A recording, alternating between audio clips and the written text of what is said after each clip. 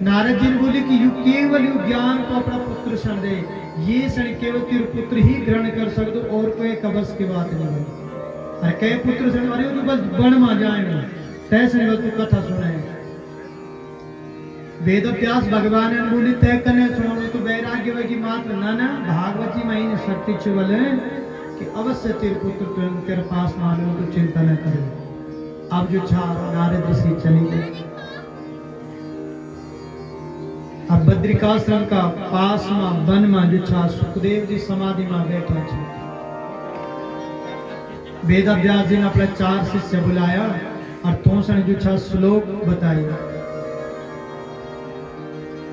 श्रृंगार रस में जो छा भागवत जी का 8-10 श्लोक तोषण याद कराई और बोली जाओ बल मथे क्यों सबलू बैठे मथे ध्यान रखना तैसे बोली हम जो छा श्लोक सुने कने आओगे। और सुखदेव जी महाराज ध्यान में बैठे छे, निराकार की उपासना करे कन लगा निराकार निरंजन में लगा छे, संसार से कोई लेनो लेनो नहीं। जन 4 वेद व्यास जी का शिष्य सुखदेव जी महाराज का आसपास खड़ा हुए तो तुम वन पार प्रारंभ करो। जन आप बैठे हो घर में और कोई अच्छो भजन चढ़ो कोई अच्छो गीत हो तुम्हारा ध्यान बिछा तक लग जाए। आज वेद व्यास जी का शिष्य बन लगा वर्णन करना कि बरहा पीडम नटवर वपो कर्णयो कर्णिकारम बिभ्रद्वासा कनक कपिशम वेदयन्तीं चमाला रद्रान् वेणो अदर सुदया पूरयन् गोपवृन्दे वृन्दारण्यं स्वपदरमणं प्राविशद् गीतकीर्ति।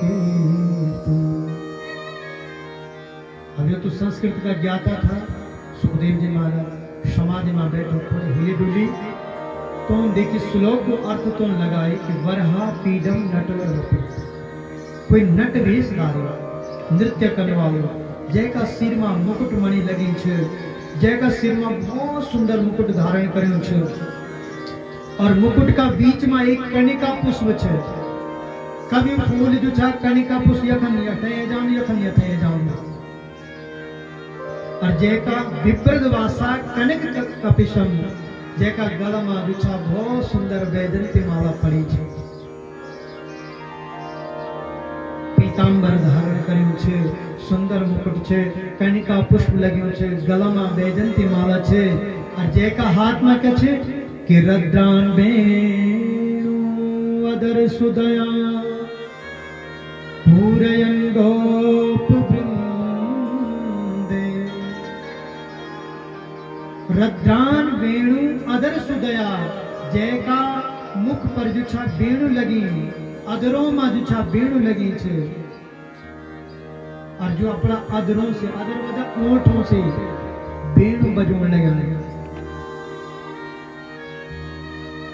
वृंदारण्यम स्वपद रमणम प्राविशद गीत के सायंकाल को समय छे। जन्म पहले गुरु बाजरा में जाना था ना और जब वापस होता तो सारा धन इकट्ठा हो जाना था तब हम वापस होता। तनी कोई नट वेशधारी सूची सुखदेव जी ने अर्थ लगाए कोई बोलू कोई ग्वालू बंसी बजवानो अत्यारे बहुत सारी गौ माता छे ये वापस होने अपने घर में वृंदावन में तो थोड़ा हिली डुली सुखदेव जी महाराज फिर ध्यान लगाए कि कोई बोलू कोई नटधारी कोई बंसी बजवाने वाला कहे वाला। ये 4 शिष्य पुनः वेद व्यास जी के पास में महाराज वेद व्यास जी ने बोल के कुछ हुए नहीं थे पर असर तो हुए हिली डुली ध्यान लगाए चारों तरफ लेकिन कुछ नहीं हुआ। तब पुनः वेद व्यास जी ने 4-5 श्लोक करुणा रसना भगवान की महिमा को वर्णन करे कि जावा दोबारा ते सुखदेव से सुना। अब पुनः ये विचार सुखदेव जी ध्यान में बैठे पुनः गए और श्लोक सुनोन बैठी गया कि अहो बकीयं स्तनिकालिकूटं जिज्ञासयाप्यायदप्य साध्वी लेवे गतिन्दातृचतां ततोऽन्यं कं वा दयालु शरणं व्रजेम कं वा दयालु शरणं व्रजेम।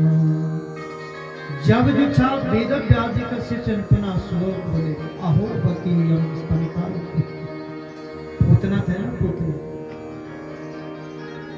अब भगवान से ने विष पान करोना तन गए और भगवान अभी अभी 1 महीना का बालक जिज्ञासया प्यादप्य और भगवान जो छा पूतना को दुग्ध पान विष पान करोना कहते हैं।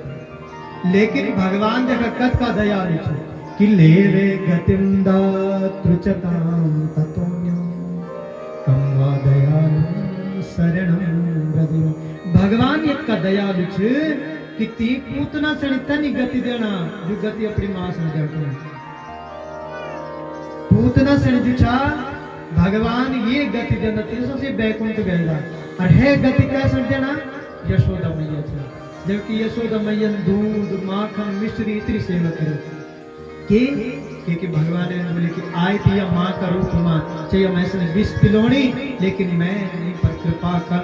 तब सुखदेव जी महाराज ने बोले अरे भगवान का दयालु छु वह विष पिलोन भी होने लगो तय पर भी भगवान का कृपा करना और मैं मत क्यों सका डांड में बैठी कर तप से कौन अरे मैं मत क्या करूं मैं संग नरसिंह के पास में जाए चाहे नरसिंह में बैठी कर पूजा करें चाहिए डांड थोड़ी कुछ मिली। तुरंत तो तन बोले कि महाराज तुम 2-4 श्लोक थोड़ा और सुनाओ जब कोई बजा भजन गाओ ना तुम बता दीदी या है कुछ सुने जा या है कुछ सुने जा। अब तनी तो बोले सुखदेव जी महाराज जो निराकार की उपासना में लगे था कि वो ना मैं सने दिखा थोड़ा और सुनाओ बहुत सुंदर। तब तो से पता होगी साक्षात भगवान से भगवान कृष्ण यत का दयालु छे जो सब पर कृपा करदा। तो बोले अगर तुम और श्लोक सुनना चाहना हम 1-2 श्लोक नहीं हम 18,000 श्लोक। सुखदेव जी महाराज बोले अच्छा कक्ष अरे तुम्हारे पिताजी का पास है। आज हुई सुखदेव जब पहले पिताजी था पुकारा कि बेटा रुक जा आज बेटा मथे मिट्टी भगी तनों कि पिताजी पिताजी पिताजी कक्ष तुम और सुखदेव जी का कह गया भगवान की कृपा से पिताजी का चरण में प्रणाम करे और कहा पिताजी मैं श्री भागवत की कथा सुनेंगे। अब वेद व्यास जी ने बोलो कि मैं ये कथा सुनो लो तो संसार के लोगों ने बोले कि ये बाबा से कोई और नहीं मिली तो शिष्य जो अपने निन्याओं से कथा सुनो लो। तब वेद व्यास जी ने बोले कि मैं से अपने नौनियाल की परीक्षा लेनी चाहिए या तो संसार का लोगन बने कि देखा जी काबिल छनित हो और तेना अपने निन्याल दिखा जन पहली वन था जनी नेता लोग बना अपने निन्याल से दिखा नेता बने जाना अगाड़ी ते नेता बने जाना चाहते के अंदर काबिलियत हो ना हो। तब वेद व्यास जी ने सोचे कि संसार का वास्ता दिखा मैं से अपने निन्याल परीक्षा लेनी चाहिए और भागवत को अधिकारी कुछ जैन सबसे पहले काम और क्रोध जीती है। ये वजह से ध्यान रखा 7 दिन तक क्रोध नहीं करना बड़ा प्रेम से काम करना। तब जो चार वेद व्यास ने एक पत्र लिखी कहते हैं राजा जनक का वास्ता कि तुम मेरे नौनियाल की पहले परीक्षा जाओ अगर मैं ये भागवत पढ़ो लू लोग बोले कि देखा जी वेद व्यास ने छापड़े निन्याल से भागवत कथा सुना तो ये वास्ता जो चाहते बोले बेटा तो पहले परीक्षा देखते लो। तो सुखदेव जी महाराज आज परीक्षा देने तक जान लगा राजा जनक जो था ब्रह्म ज्ञान वेदांत का मर्मज्ञ छे याज्ञवल्क्य ऋषि थे तो का गुरु याज्ञवल्क्य ऋषि का शिष्य थे वेद व्यास और वेद व्यास जी क्या परीक्षा लेने जन अपने निन्याल का भेजना राजा जनक का पास और पत्र लिखी तुम मेरा नौनियाल की परीक्षा ले आओ। ठीक महाराज सुखदेव जी चलिया राजा जनक का आश्रम राजा जनक का राज्य में अब सबसे पहले क्रोध की परीक्षा लेना थे। 16 वर्ष की सुखदेव जी की आयु थी शरीर में कोई वस्त्र नहीं जेठ को महीना लगन छे घाम बहुत ज्यादा लगन छे और तुरंत जन राजा जनक का दरबार में आया, गेट पर आया तो उससे बोली कि महाराज मैं सुन राजा जनक से मिली। तो द्वारपाल ने छा गेट लगे दिन महाराज अभी तुम महाराज से मिल नहीं सकता, क्योंकि राजा जनक ने बोली थोड़ा तैसे रुके तय रखा। एक दिन वेगी लेकिन गेट नहीं खुली। हमारे थोड़ा काम न हुआ तो हम 4 गाली न लगे, कख मरी लपेला भैंसों का कि घास देना में देर वेगी तक ही हम 4 गाली देना।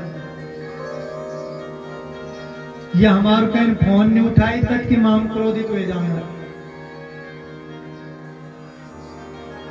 एक दिन वेगी जेठ को मैं नुछ लगी और दरवाजा पर खड़े थे सुखदेव जी महाराज, लेकिन एक प्रसन्न आत्मा जितेंद्र हर समय प्रसन्न से क्रोध करीब तो फायदा नहीं। जो हमारो आध्यात्म बल छा क्रोध करीब बिल्कुल घटी जाए, फिर हमसे बहुत परिश्रम करना पड़ेगा, फिर स्वभाव तन बन जाए। एक दिन वे 2 दिन वे 3 दिन वे, एक हफ्ता बाद एक हफ्ता वेगी जेठ का महीने की धूप मां कड़कड़ी दा गांव में सुखदेव जी बैर खड़ा हुआ। राजा बोली जावते सर देखी गावते का चेहरा पर कोई क्रोध तो नहीं। द्वारपाल बोले महाराज वो बालक तनि को तनि छे प्रसन्न छे खड़ुयो छे उवन कोई बात नहीं, जब तुम्हारा महाराज आदेश दिला तबे मैं भीतर लो। तुरंत राजा जनक गए। राजा जनक ने छा सुखदेव जी महाराज जी का चरण में दंडवत प्रणाम करके महाराज धन्य हो, वास्तव में तुम जो छा भागवत का प्रथम अधिकार छे, तुम से क्रोध नहीं आए। और जनी सुखदेव जी महाराज राजा जनक का महल में गए, 16 वर्ष की आयु थे तक जब कभी युवतियां थी रानियां थी सब तो उसे आलिंगन कर बैठी थी, लेकिन तनिक भी तो का हृदय में काम को प्रभाव नहीं। तब राजा जनक ने पुनः प्रणाम करी और बोले महाराज गुरुदेव आप तो साक्षात परमहंस छे, मैं आपसे क्या प्रमाण दी सकूं, प्रमाण पत्र दे सकूं, बस तुम्हारे पिताजी को आदेश हो, ये वजह से मैं तुम्हारी परीक्षा ले ली। आज सुखदेव जी महाराज ने काम क्रोध पर विजय प्राप्त करी तनी पुनः भगवान की कृपा से वेद व्यास जी जुछा तो सने जुछा चतुश्लोकी भागवत को ज्ञान पूरे 18,000 श्लोकों ज्ञान दिया। तो सुखदेव जी से ज्ञान देने का सातवां को था बैठे, सूत जी भी बैठे, सूत तो शिष्य तो और सुखदेव सने छा भागवत को ज्ञान। अब सुखदेव जी कथा सुनो ना यगुटी कैसनी राजा परीक्षित से मीन वक्ता कुछ सुखदेव जी और श्रोता कुछ राजा परीक्षित। और सुखदेव और परीक्षित को संवाद सुनना को सूत जी महाराज नैमिषारण्य की थी। आवा 2 मिनट